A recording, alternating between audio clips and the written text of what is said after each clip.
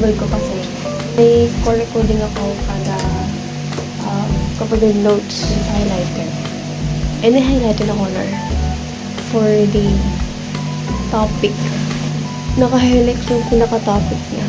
Tapos mga subtopics or mga classification types, na-highlight ko na lang. Pero, ang gamit ko talaga na for that is color black. Color black na siya. Then, for terminologies, red. Then, for the meaning or description and such, color blue. So, if may other pa siya ng mga, bawa, simple, tiklo yun, eh, di ba may mga other pa ng simple, squam, simple, carbohydrate, simple, columnar, and such. So, ang gamit ko dito is color purple. Then, yung meaning niya is for blue. Naging meaning of blue. This is the importance of having a physical book. Look. Ito yung reference na recommend sa ng prof namin, both lab and lecture. We're going to look here. So, see, there's no, ito is based lang sa PowerPoint na provided. And I think the reason behind this is that kapag hindi lahat ng prof ilalagay lahat ng info sa PowerPoint kasi masus nila yung sinasabi at least may nakikinig sa kanila. So, look. There's no description at all. There's no, I think there's a picture lang. Kulang ng info, nakaharap sa libro. Kasi yun yung sabi ng prof namin na hindi dapat kami dependent lang sa provided material. We should always look for another material na mag-fill up ng kulang doon. This is actually 845. Yeah, 845. Then this is 630 with shipping fee sa Shopee.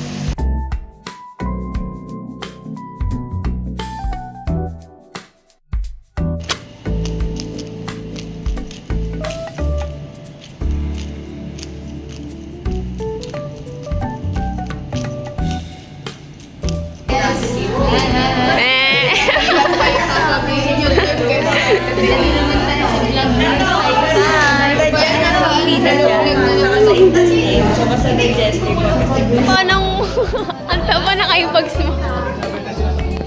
Malusog yung iPad. Halata nag-aaral, no? Alam mo ba yung in-order ko?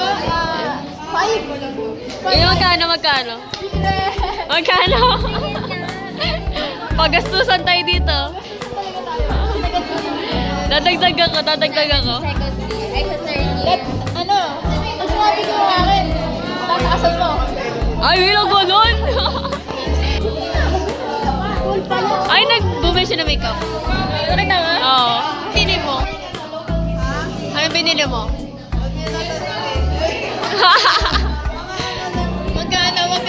Magkano? Ah. Yes. Shopee, 99. Ba't sa akin walang ano? Walang discount. Meron! Walang From school. And, hindi ako masyadong pag-film today. And guess what? Wala kaming quiz kanina. So, disappointed ako sa score ko kanina kasi ang score ko lang kanina is 6/10. 6/10 lang. And, baksak yun for us kasi ang passing score namin is 8. Ayan, so, what I need to do na is to prepare for the next quiz if ever na magpa-quiz ulit siya, kailangan perfect ko na yun.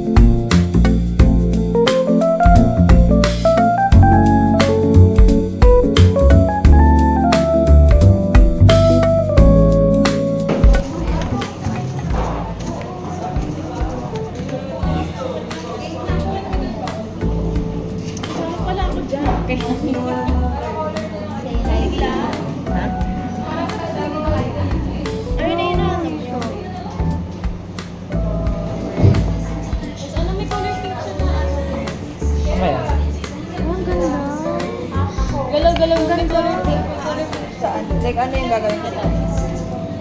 Galaw-galaw mo. Ganito na yung channel niya.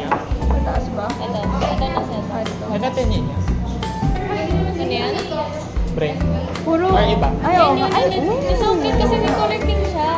tingnan mo, parang may yellow. Hindi siya. Ay, yellow. Sa dulo.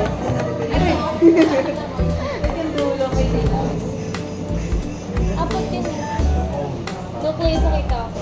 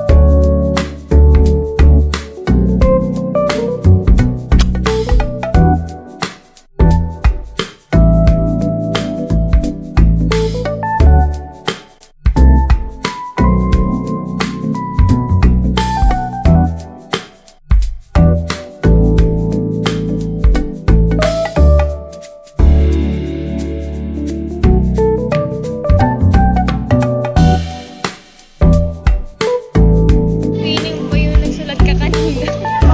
Parang nawala na naman ako ng kaluluwa kahit wala na talaga in the first place. Uy, pero alas tapos na. Mag-nose.